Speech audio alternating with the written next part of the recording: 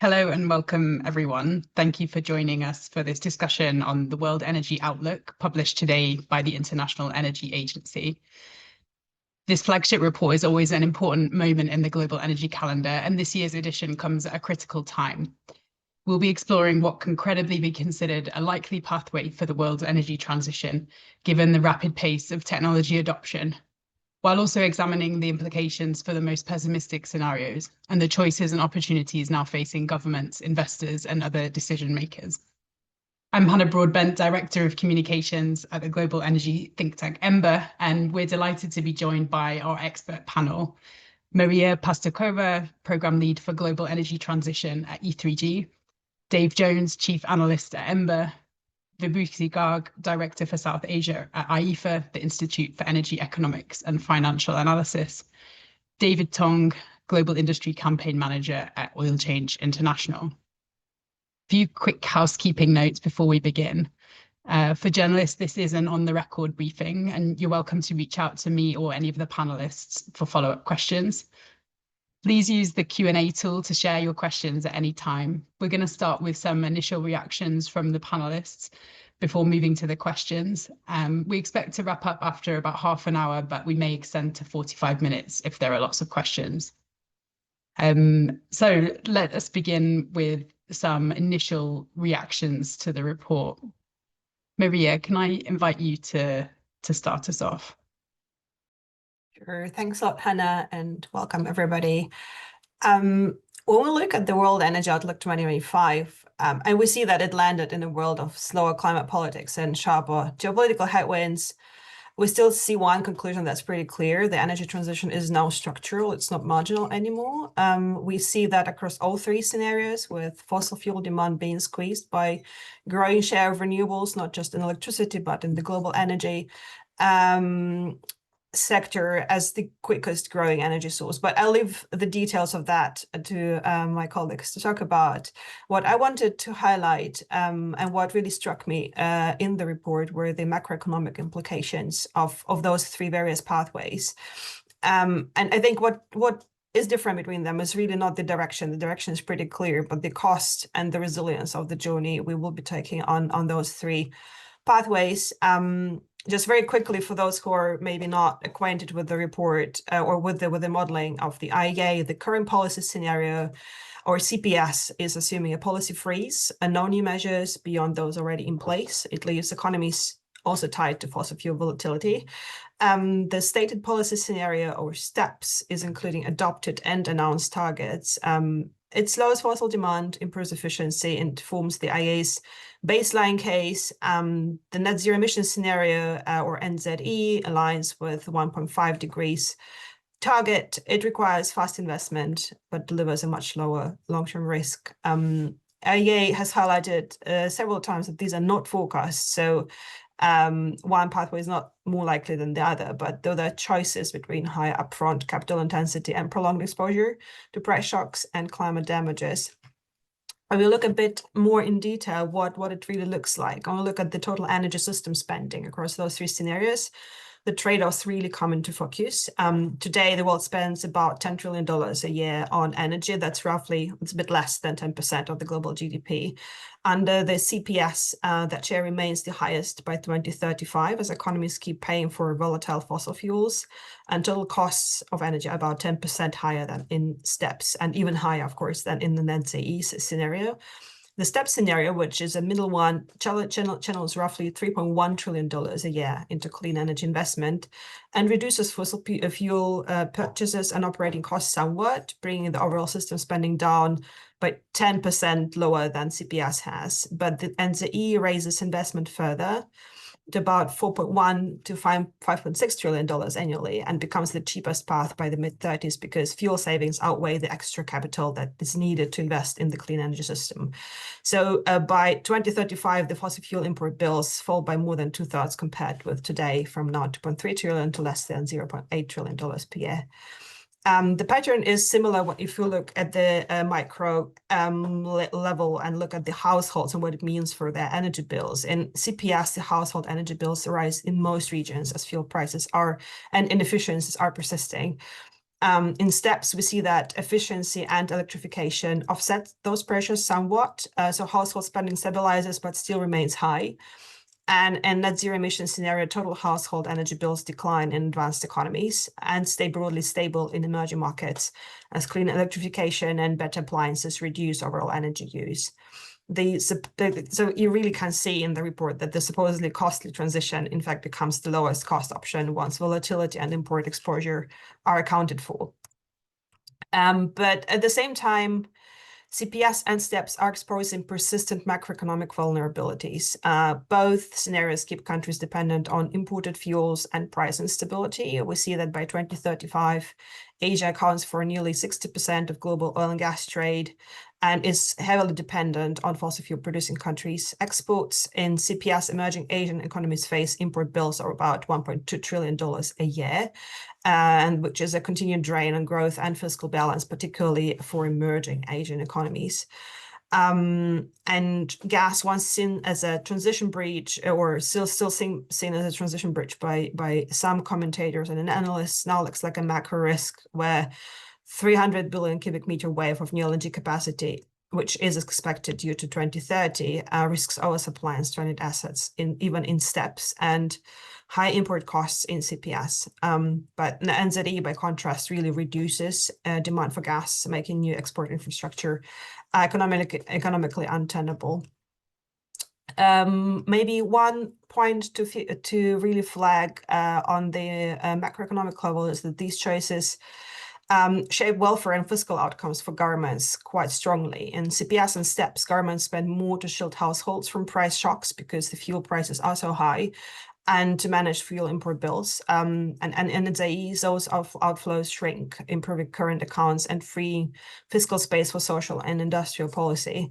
Producing countries, meanwhile, must diversify in the NZE scenario earlier as hydrocarbon revenues decline. But the macro picture is quite clear. Economies that invest in electrification, grids, and efficiency, they buy long-term resilience. Finally, there is one thing that we is not talking about, or there are many things we is not talking about, that this one thing is really crucial, the physical and economic damages of climate change. If those were included, the CPS pathway, which is the warmest one, so to say, taking us on the pathway to 2.9 degrees global warming, would look less like a baseline, or like it's not a baseline anyway, but more like a chronic economic crisis scenario because of the monetary damage and infrastructure damage and human welfare damage that will be caused by the climate impacts, and that will have to be remedied somehow. So it is trillions in additional spending to really adapt to that new world.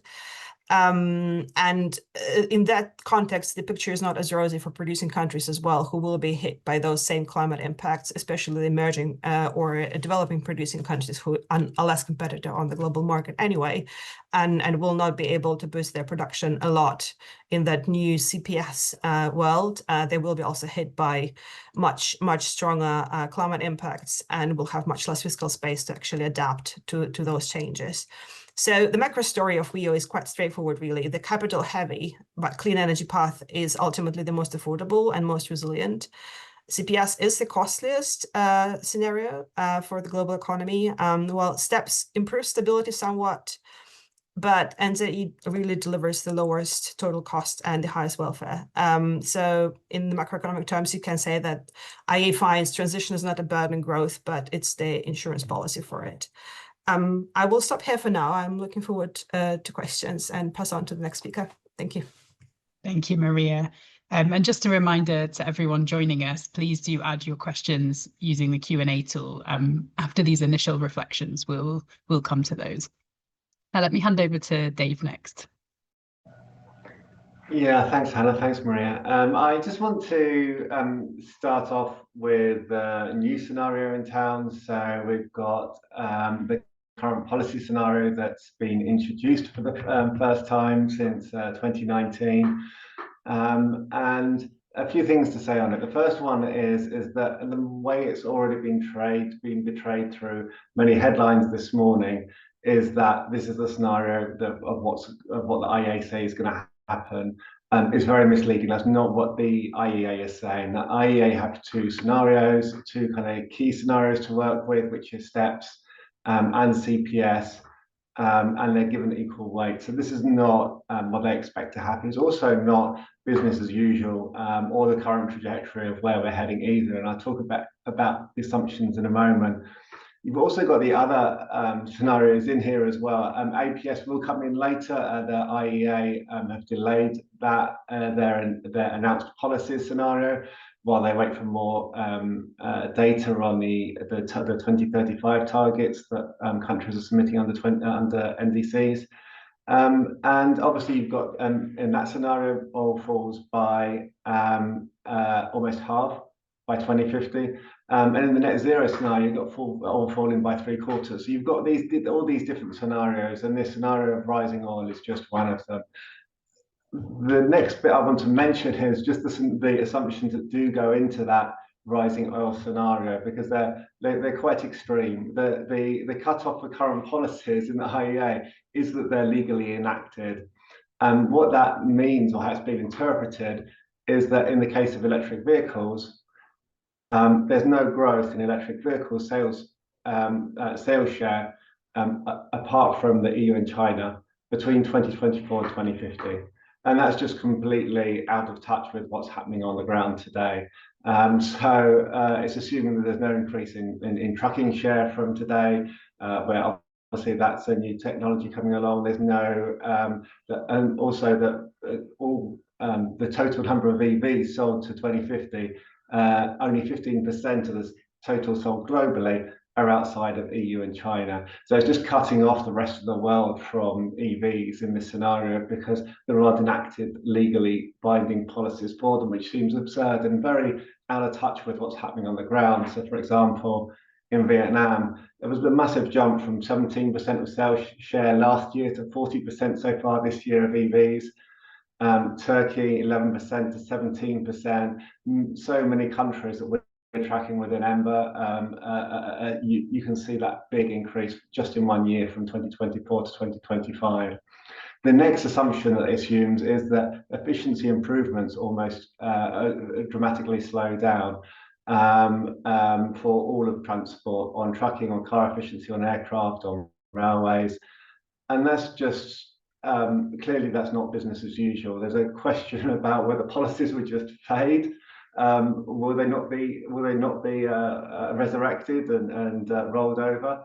But really also from a technology perspective, like Maria said, actually the CPS scenario gives, because of the high demand for fossil fuels, it gives the highest prices for fossil fuels.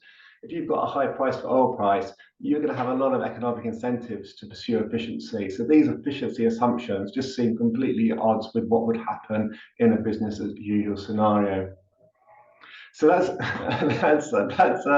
kind of trying to answer questions around where other people are picking up this, where some other more mainstream press have started covering, where I think the conversation makes a lot more sense, is to start at the clean side. And the clean side is showing remarkable growth. So what we're seeing on the renewable side is, even in the CPS and the steps, both of them, quite a similar amount of renewables generation being built up every single year, that 10 years from now has doubled the size of the global electricity grid. And most of that is from a step up in wind and solar generation. And that's meeting extra electricity demand. So the IEA again today reiterating the age, we said the age of electricity was coming. Now we can say that it's here. That's the line they said today. And then within the numbers, it shows that electricity demand is growing 7 times quicker than the rest of non-electricity energy demand over the next 10 years. So the assumptions over electricity are completely critical to the whole of the WEO. So not only are we in the age of electricity, we're in the age of renewables. And at an aggregate level, there's enough renewable generation in the next 10 years coming online to meet all of that extra electricity demand, all of the AI, all of the extra air conditioning, all of the extra manufacturing and supply and demand from other sectors as well. And what that means in total is fossil generation, well, BC, is in steps showing a small fall. And that's really just showing and to get there, what it's assuming is both in the CPS and the steps is that the levels of wind and solar deployment we had last year are similar in the next 10 years. So this isn't assuming a big increase. This is assuming that it just carries on doing what we're doing last year. And we know already in 2025 that solar is up, global solar deployment is up about 9%, that wind's up about 21%.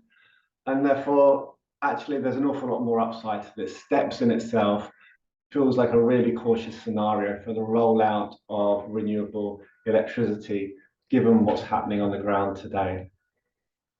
And that's reinforced by one of the IEA key findings, which I think is a great stat, which shows that 80% of the energy demand growth is coming from countries with a high rate of solar installation. So really, because solar is such a big driver of this, and because of battery technology that's coming on that makes that dispatchable, that really is a really nice fit, which when you look at this, you think how much upside there might be to steps. There clearly is an awful lot. There are a lot this year. My role's been tracking battery technology, and I've just been kind of flabbergasted how much that technology has improved within the last 12 months and how much prices have fallen and how the economics of that are now at a way that you can end up with dispatchable solar into the evening and even longer through into night. One of the other kind of reflections that comes out of the IEA data is that and this especially applies to the narrative that within the US, they've got one mindset, but the US is not the rest of the world.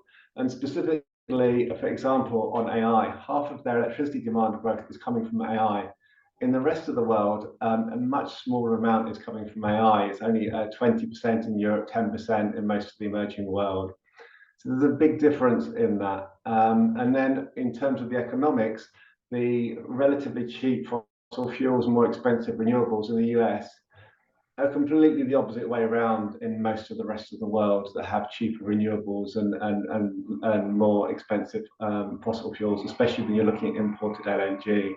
So there's a real disconnect there where that US story, and if you're sitting with a US hat, doesn't extend into the whole of the global economy. And I guess just to come towards the end of my piece is to re-emphasize again that on the electric vehicles, so much of this is around electrification. So steps does assume more electric vehicles than the CPS does, thankfully, but it still assumes by 2035 that's only half of electric vehicles, half of vehicles sold are electric. So there's still, even on that side, an awful lot of upside. And like Maria said, some of the securities that countries are having about getting off fossil fuels in the EU and China, it's led to try to stop more fossil fuel imports. So you can understand other countries wanting to step up on electric vehicles. So just to end on, really, for me, the story really is around renewables and electrification, and they're doing the right things already. And also that progress on the ground is a lot faster than the IEA is making out. So let's not get too distracted. Thank you. Thank you, Dave. Vibhuti, will come to you next. WEO shows that emerging economies will play a central role, and so it'd be great to hear your perspective from India. Thanks, Hannah. Coming to specifically the needs coming from emerging economies and especially India, I think IEA has very rightly recognized India will be one of the single largest, sources of energy demand in the world between 2025 and 2050. I think so specifically what IEA has projected for the power sector is much closer, or, the things can be much more promising, as we have seen the earlier projections where it was showing that most of this increased electricity demand will be met through coal or natural gas. They were much more optimistic on that, but the results on the ground were very different. And we have seen a tremendous growth story of renewable energy installation in India. Last financial year alone, India had achieved 30 gigawatt of solar and wind capacity installation. And in this particular year, from January to September, we have already achieved 35 gigawatt of solar and wind alone. And in order to achieve, the net zero scenario, the stated policy scenario where India had committed to achieving 500 gigawatt of renewable energy by 2030, and kind of achieving 50% of installed capacity through non-fossil fuel generation sources. India achieved that commitment of achieving of 50% of capacity from non-fossil fuel sources 5 years in advance. So that's how prepared, or the realities on the ground is much different than what was projected. And this new outlook in stated policy scenario says that India's generation capacity will increase to 60% from non-fossil fuel sources by 2030 and 70% by 2035. But as I stated, India has achieved its goal 5 years in advance. So I'm hoping that when things will come to realization, we'll be much better off than just achieving 60% by 2030 or 70% by 2035. Primarily on the grounds of economics, which is driving the pushing or the deployment of renewable energy. We have seen India playing a critical role in terms of coming up with decisive policies, whether it's coming up or government providing incentives to produce large capacity manufacturing base in India through production linked incentive scheme, or whether it's market reforms in the form of coming up with innovative business models, in terms of kind of also ensuring that it's not just renewable energy, but when we also talk about, because one thing which again IEA has to that extent rightly pointed out, that if India has to achieve such high penetration of renewable energy, what it needs to now focus is building on transmission, grid enhancement, and then also deployment of storage. So from that perspective, there will need to be much bigger focus in terms of how India is going to be investing in development of its grid and also the storage. We are seeing again some very positive developments with some big capacities coming up by large players in setting up of battery storage, but also there is an equal focus in pumped hydro to meet or to provide more flexible generation sources. So the scenario is optimistic in terms of renewable energy growth, but I think India is much better placed to surpass those growth in terms of renewable energy installation. The other thing which we saw was a little bit more emphasis on nuclear, given that things have just have started not moving on the ground. So I think so much of push on nuclear might not be the correct basis on which India's growth story or total capacity mix might look like. So we might have as I said, things on ground have not moved much, though there is a lot of emphasis, but it's gonna take a lot more time for India to kind of achieve those nuclear capacity. I think from the power sector, it looks doable, but yes, while in estimation of demand, there has been focus of shift to electric vehicles, but again, the reality on ground is there's much higher adoption, and especially in two-wheelers and three-wheelers. But India really needs to demonstrate more leadership or come up with better policies for adoption and the charging infrastructure in the transport sector. I think those are the kind of I would say sectors, transport and industry. India can be much more bullish than what is projected in the IEA outlook. I'll stop here and happy to take up questions later. Thank you, Viruti. And it's great to see a couple of questions coming into the Q&A tool. We will get to those after these initial reactions, and please do keep adding your questions there. David, let me come to you. Thanks, Hannah. This year's WEO really sets out a stark and simple choice for governments, for policymakers, for investors, for all of us. We can choose in NZE to protect people and communities by still limiting warming to 1.5 by the end of the century. We can choose steps, a disastrous 2.5 degrees, or We can choose to slide backwards into the fossil fuel lobby's nightmare 3-degree warmer future, CPS. There is a risk that STEPS or CPS become self-fulfilling prophecies. We've seen across many years that often the media covers the IEA as if it makes one projection in the world energy outlook. It is not a single projection. If you read The Guardian today and the Financial Times, it's like their headlines are covering totally different reports.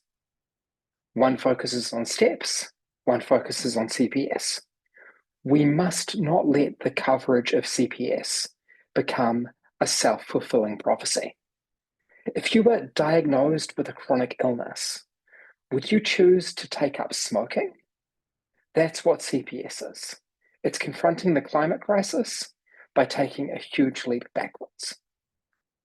The path that safeguards 1.5 is more affordable than continued fossil fuel dependence. That's a huge story in the wheel. And it's a story that the fossil fuel lobby and its friends in Washington, DC and elsewhere would prefer to bury. That is the story that needs to get out there. We're seeing solar cheaper than ever, the lowest cost form of power in history by the IEA's own analysis today. That is the story that has to come out.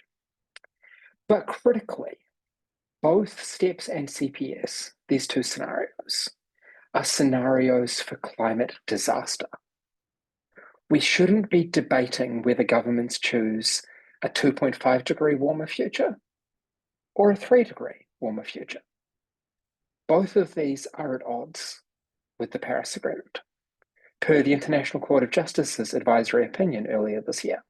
Both of these depend on governments reaching international law, failing to comply with their legal obligations. The alternative is NZE, which should be a baseline for climate ambition, not a goal. By ending new oil, gas, and coal, by closing some fields early, by stopping the development of costly LNG infrastructure, governments can safeguard people and communities, securing energy access for all, clean cooking for all by 2030. That, to be clear, is 5 years earlier than energy access is secured for all in the so-called access scenario. 10 years earlier than than clean cooking is secured for all in access. By choosing 1.5, by choosing renewables. And in the NZE scenario, oil demand falls by 1/3 and gas demand falls by almost 40% by 2035. If governments honour their commitments under the Paris Agreement, act in line with the crucial survival limit of 1.5 degrees. Going faster is possible, but this demands a step up in public planning, public finance. We need greater deployment of renewable energy investment in grids and storage, not investment in fossil fuel subsidies. Despite all of this, despite the Paris-aligned future being the one that is best for people, even aside from climate change impacts, between 2010 and 2025, the IEA has confirmed again, fossil fuel subsidies have continuously outweighed government spending on all other forms of energy. Our future is the future we choose. Our future is the future that investors, that policymakers choose. It's not written in CPS or STEPS. It is written in the choices we make today, the choices we make at COP30 in Belém this week and next and beyond. We can choose our energy future. And for all of our sakes, we must choose the future that aligns with the Paris Agreement. Thank you, David. And thank you to all of our panelists. We have some great questions coming in into the Q&A tool. Everyone in the audience, please do add any further questions that you'd like discussed. Firstly, let's start with a great question from Youngjin Choi. He asked about how to understand the scenarios. And Dave, I'll come to you on this. The IEA is clear that the scenarios aren't forecasts, but based on the data, what is a credible view of the direction the world is actually heading? I'll start quickly, maybe others will want to add to it, but just to give you some background on what's happening with the scenarios is that you have steps. You have, which is currently 2.5 degrees. If we look at the temperature forecast assumption from it, you have net zero at 1.5 degrees. What they haven't done this year is published announced pledges scenario. Last year, governments have signed up to Paris, they've pledged towards 1.5 degrees, but also they've been acting or making announcements of what they will be putting policies in the future, which is what the APS is. That APS last year was assessed at 1.7 degrees. And what's happened every single year is that step scenario has been slowly falling down and down and down. So we're now last year down to 2.4 degrees. This year it's gone up slightly to 2.5 degrees, the first year that it's gone back up again. And the question now is how that will that continue down as it has been historically. When you look at the momentum on the ground, the world is moving faster than steps. You would expect that to continue down. That's where it feels like the world is going. When you look at the CPS scenario, it's 3 degrees, it's backwards, it's up here somewhere. It's a real transformation of the assumptions of what's happening on the ground today that will be required to go back to get to 3 degrees. Thank you, Dave. Would anyone of our other panelists like to come in on that one? Great. So the next question that I'd like to bring us to is from Jaakko Haikonen. They ask, while we've seen technology and economics taking the driving seat, politics often turning against it. We've seen that in the US, but in other places too. What can we do to keep people supportive of the green transition? Perhaps Maria, I can come to you first from a global perspective, and then Vibhuti, what you're seeing on the ground in India.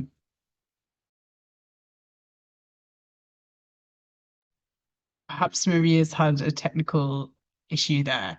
Vibhuti, perhaps you can start what you're seeing in India in terms of public support for the energy transition. There is, from the industry perspective, there is quite a support, but also there is a big industry who is pushing for coal as well. So we are seeing more coal mining regions coming up for auctions. We do have 80 gigawatt of new coal-based capacity that has been announced till 2032. So it does send conflicting message. While there is a big push on setting up renewable energy, but coal still continues to remain dominant as part of the energy mix as far as the power sector is concerned, and also for industries. I think while there is huge reliance on imports of met coal from Australia, and that's where we are seeing how do we shift this energy transition, because India, from energy security perspective, from cost perspective, I think there's a growing recognition that if we really have to, because the consumers here are very price sensitive. So if we really have to ensure that we are able to provide energy in a least cost manner, then naturally we need to shift to clean energy. But I think there are some bottlenecks, as I was talking about, whether it's in setting up of storage, which is still not there. We have targets, we have capacity coming up, but still it's not there to make the renewable energy or clean energy a more, I would say, consistent source of power. So right now, at times, there is a lack of confidence whether, renewable energy can meet demand more reliably. But increasingly, there are pilots that are coming up, and we have seen how well renewable energy along with storage can meet your demand reliably. So there is a shift happening, but yes, there is still a lobby on pushing some bit of fossil fuels as well.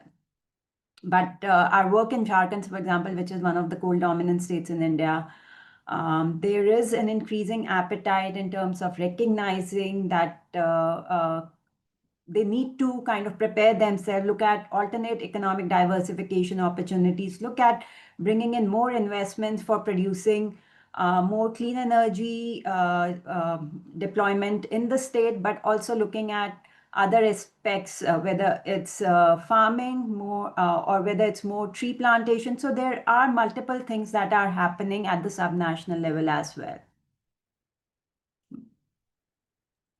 Thank you, Viruti. And Maria, do we have you again? Can you hear me? Yes, I can hear you now. Sorry for jumping out. What was the question? That's no problem. We're discussing how we can bring people and keep support for the green transition. I thought particularly some of the points you raised about the economic benefits might be interesting to discuss. Yes, absolutely. So this Jacko's question, I guess. Yes, absolutely. I think really looking at, of course, we need to always need to look at, exajoules and gigawatts of what capacity is being installed, how energy demand is changing. But I think particularly for people outside of the energy space, it's quite important to understand the cost and the benefit of various pathways, and really focusing on what is needed to lower the electricity bills, because that's what matters in the end, not just to the private consumer, but also to the industries and economies of countries, is absolutely paramount. And that also makes quite clear the choices, or the real sustainable choices ahead of us, and the ones that will derail the economic situation even further. But on the broader question of what can be done to support the green transition, I think quite a lot of that is in the WEO actually, and IEA is stating is saying more than once that laser-like focus on energy efficiency and boosting the efficiency of appliances, particularly in developing countries, can help hold the demand growth, energy efficiency of industry, of the power, is absolutely important. It's much more important than many other bits of the kind of overall technology mix we're pursuing, and it gets much less spotlight in global diplomacy and politics. So that is a really important bit. And I think the other one is really the enabling infrastructure that allows all those renewables that are already being ramped up at the record speed to really dock onto energy and deliver electricity to consumers. Because Dave, correct me if I'm wrong, but I think IEA said it's 1,700 gigawatts of renewables that are still queuing up for connection, that already been built but cannot be utilized just because there are no grids to connect them to the user. So we have so much already. We just need to make sure we're able to use those resources that are already being built. So focusing on that would be quite important too.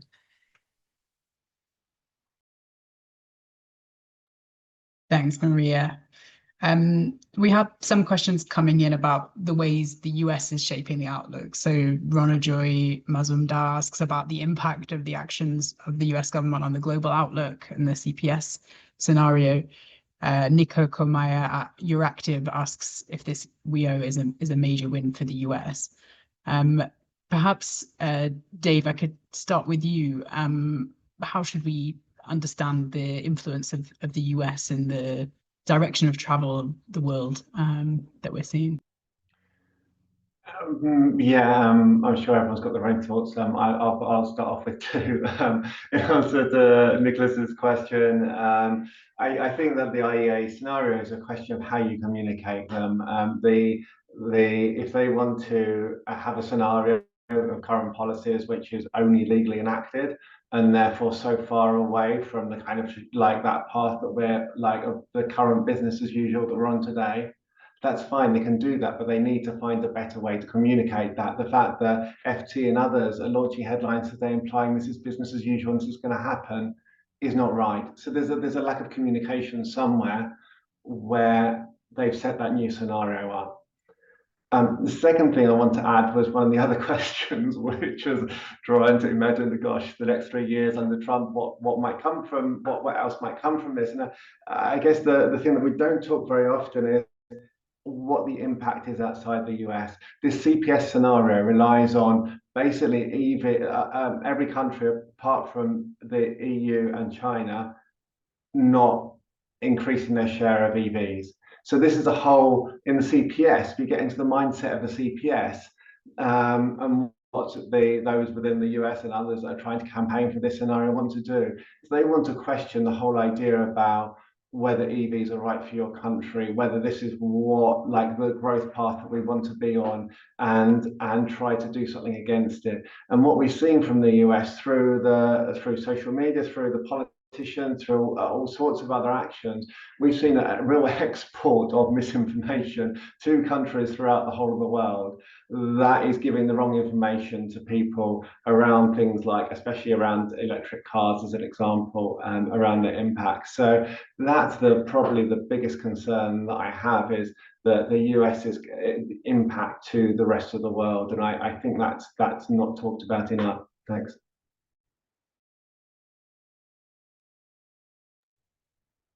Thanks, Dave. We have a couple of questions also about the media narratives. David, perhaps you could comment on this. What's driving the misleading media coverage, and what can we do about it? So the WEO is a huge report. It's hundreds of pages, and it seems to get longer every year, and journalists receive an embargoed copy 36 hours in advance. That gives them very little time. It gives us even less time to read and analyze the draft before it is published, which means that for years there's been this trend of really simplified takes coming out, and takes that go based on the first scenario they read almost, which is where you see a scenario becoming the simplified self-fulfilling prophecy. We need to collectively, as commentators on the WEO, do more to prepare journalists for what's coming and help them see what to look for and understand what they see when they get this incredibly condensed time. It is also a really unusual year for the IEA because they have brought back this scenario from the 2010s. Under pressure from the Trump administration. And they're trying to chart a course between pressure from one of their large voting blocs, their largest funder, the USA, and the simple mathematics of their analysis. That is what CPS comes from. And it's really significant, I think, that even with the impacts of the Trump administration, in the STEPS scenario, the world is only 0.1 degrees warmer by the end of the century than it was last year. That is a scenario that shows the limits of the US's power. No one country can derail the energy transition. Around 55% of that 0.1 degree shift comes from Trump's big, beautiful bill and the US's backsliding on energy policy in the first year of the Trump administration. Trump can't burn more climate policies in the following years. So there are limits to how much domestic policy changes in the US can worsen things in the coming years. We shouldn't expect the same backsliding in future years, but we should prepare media to better understand the menu of policy options and the menu of scenarios that the IEA is presenting next year and beyond. Thank you, David. Next, I'd like to address a couple of the questions around gas demand. Joe Raff asks about debunking the likelihood of coal to gas switching in Asia, and Esther Bollendorf asks about whether the WEO takes into account the reductions achieved in the EU and likely continued trend of that.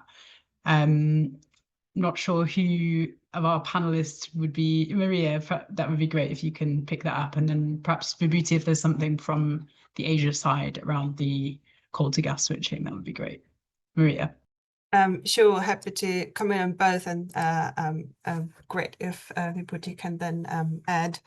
On the EU, so the IEA captures energy trends up till 2024. That's until when they have energy data. So they do account for the demand reduction, gas demand reduction in the EU. I think the number I have seen was something around 15%, or no, 90% reduction compared to 2019 levels. So they do account for it. I don't know if that's exactly a 20% number or a slightly different one. On the gas, on the coal to gas switch in Asia, I mean, the IEA scenarios are scenarios that are not forecasts, so definitely not say what is more likely. If we want to understand what is more likely on gas to coal switch in Asia, then we need to look at the real economy trends in Asia. And when we do that, then we really see that most countries, and particularly emerging or developing economies in Asia, those that are very price sensitive to global energy prices and would normally come in to snatch away LNG if the price goes down, which we expect probably will towards the end of the decade because the US and Qatar are producing so much new LNG.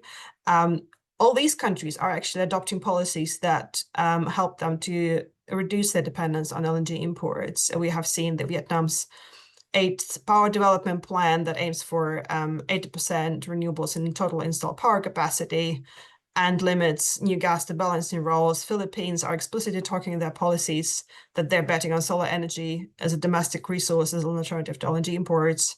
In India, and I'm sure Vibhuti can say more than that, we haven't seen new gas power plants built since 2014, and India is actually decommissioning some existing power plants because they are inefficient and have very low utilization rates. So there is definitely no space seen for gas to come in instead of coal as a base load. That's what renewables are going to do with the flexibility options, especially in those countries where gas demand is projected to grow quite strongly. And if we look at the Northeast Asia, then their gas demand has been falling for quite some while now, like Japan and Korea, the largest LNG importing countries and largest consumers of Australian LNG. So I would say the real economy really contradicts to that statement.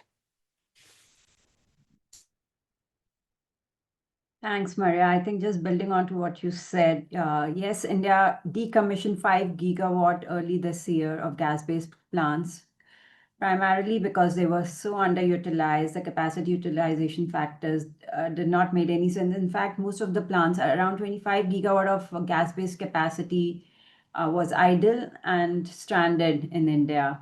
This was primarily because, India has limited domestic gas. And the LNG prices had been so volatile and does not kind of make commercial sense for Indian consumers when the prices of domestic coal, and more importantly, with the increased capacity of renewable energy added, which is much, much more cheaper. So as I said, from pure economics perspective, gas was turning out to be much more expensive, and there were no buyers of that gas-based capacity. So this phenomena was not only true for the power sector, but even for all the other sectors which were relying on expensive LNG.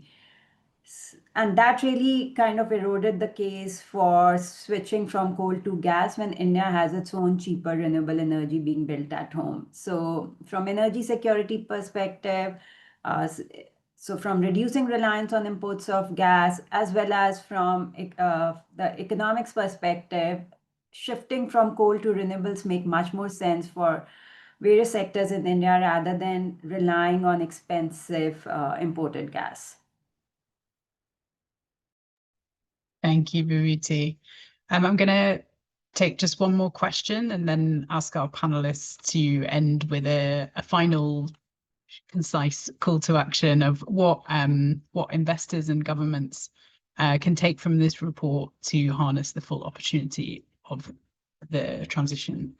But first, let's start with Fernando Caballol, who asks about China's dominance in solar, wind, and battery manufacturing and the risks and opportunities that presents. Who would be interested? Dave, that would be great if you could pick up that one. Yeah, it's a real issue. It's a genuine issue. The IEA spend an awful lot of time talking about it. It's almost one of their headline bits. They pulled out as much as they're putting anything headline out this year. They focus very much on the kind of minerals component of it, but actually a lot of really that for me the main concern is on the manufacturing side. So many of the world's solar panels come from China, are being exported from China. If that's just solar panels have got so cheap now, it's not that much of a problem in itself. If you stack on top of that electric vehicles, stack on top of that batteries to balance the solar. There's hardly any wind exports out of China at the moment, but the technology is really leapfrogging there about how cheap and good that is through the innovation they've put in. So there's a big difference between the products and the price points that they create out versus many other versus other countries. So really it's a question to other countries about how they step into this space on the manufacturing side, where they're able to capture a lot of the value of this, that they're not reliant on this as a Chinese transition. So yeah, lots and lots of work to do by policymakers on this, thinking this through, trying to get the right tax incentives to encourage homegrown manufacturing, and all governments want to be boosting their manufacturing. So it's a really nice fit. They just got to find the right way and the right levers to try to make that happen. Sorry, I should just say also that I meant to say at the start, Ember last month launched a China clean tech export tracker. But every month we show the exports split by tech to every country in the world with really up-to-date data. So if you have any data questions on that, it's a real treasure trove of data that helps understand this issue, because it is really quite complicated. Thanks, Dave. And let me come to each of you for your final takeaways on what governments, investors, and other decision makers can take forward from this report. And perhaps some of you might be able to touch on the last two questions, which ask about next steps for investors and the role of public and private finance. Let me start with Vibhuti, then Maria, then David, and Dave. Thank you. I think speaking from Delhi, India, where the AQI levels are really high at this point of the year, my only submission to all the policymakers and investors is just to look at the net zero scenario and not concentrate on any other scenario. We really need to mobilize more resources, and especially there needs to be much more commitment from the global north to the global south for investments in building technologies which are less carbon intensive, because definitely countries in the global south are much more vulnerable. They can't afford any more incidences. So we really need to curb not only domestic air pollution, but generally the global emissions worldwide. So yeah, that's my call to action.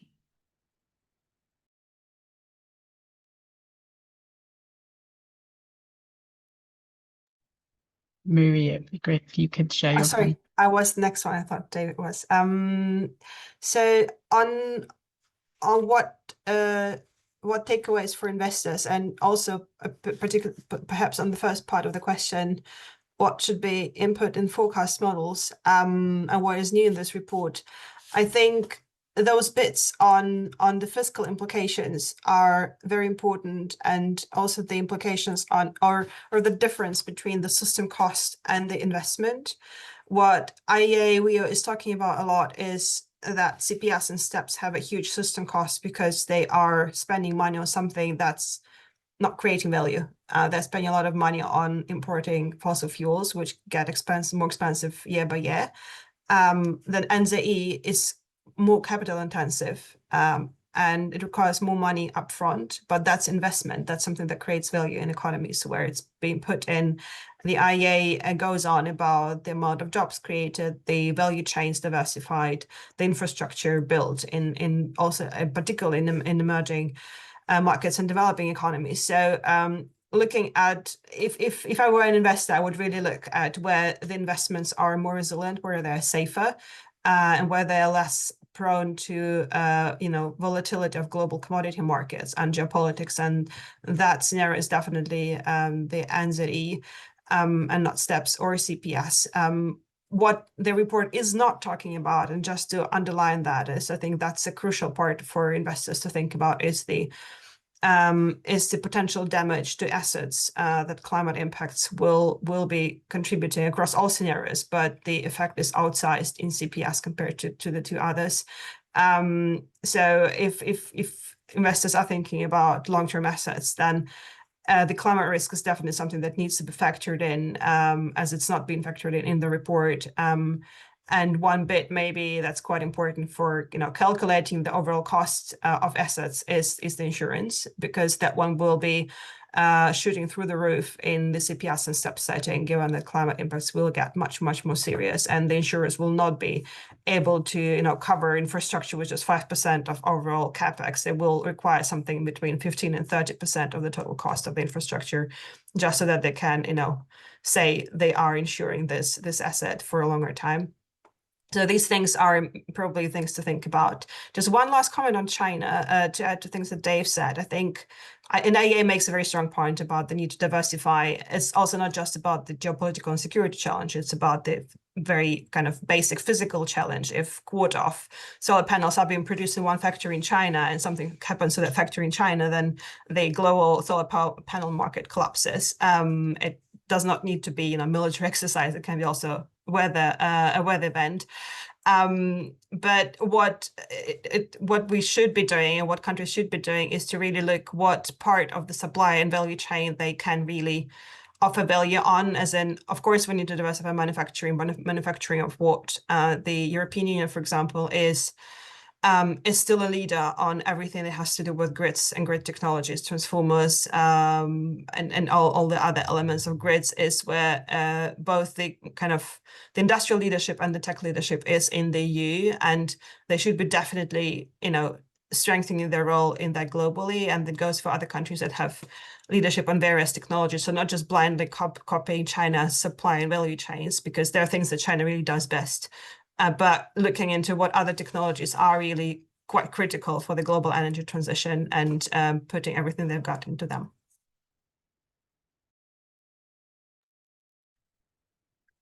I guess I'm next. My message to policymakers and investors is simply to invest in the future, not the past. Every investment in new oil and gas production or infrastructure, every investment in new LNG, if you're a policymaker, every new field approved is either a bet on climate disaster or a stranded asset. There's no win in either of those scenarios. Either you lose money through climate impacts, or you lose money through stranded assets. Focus your policies and investments in line with what protects people and communities. And then that brings me to public finance. One thing that's really significant in this report that Dave touched on is that the announced pledges scenario, the APS scenario, isn't included, but to come later. That's because we haven't seen enough new Paris pledges, new Paris plans, new nationally determined contributions to justify a new announced pledges scenario right now. A huge part of why this year's NDC enhancement round under the Paris Agreement has been less than impressive is last year's new climate finance target, the new collective quantified goal, which, when you adjust its 2035 date compared to the previous goal's 2009 pledge, doesn't even keep pace with inflation. And it doesn't mobilize just public finance, but mobilizes all kinds of finance. So of course, many countries in the global south are struggling to see ways to step up their climate plans. That is a challenge that we need governments at COP30 this week and next to address. We need real public finance on the table, and we need real just transition measures to protect people and communities, and to bring people and communities with us in the transition. We know that NZE is the best scenario for all of us, but we need to make sure we make that transition in a way that brings people with us, and that is absolutely possible. I can fit mine in 30 seconds, so I'll be super quick.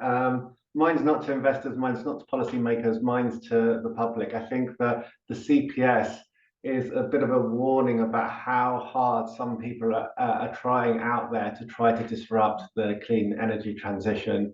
And we've got to be open to that. They're trying to win over the hearts and the minds and disrupt the hearts and minds. We've got to get into those hearts and minds of everyone, show them what's happening on the ground. We've got the momentum with us at the moment. We've got the economics, we've got the technology.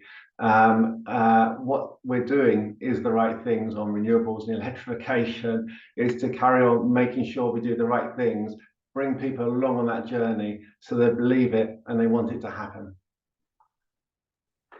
Thank you, Dave. And ending at the hour. Thank you, everyone. It's been a really interesting discussion, and thank you to everyone who's joined us in the audience. Thank you, David, Maria, Ruti, and Dave. I hope you all have a great rest of the day.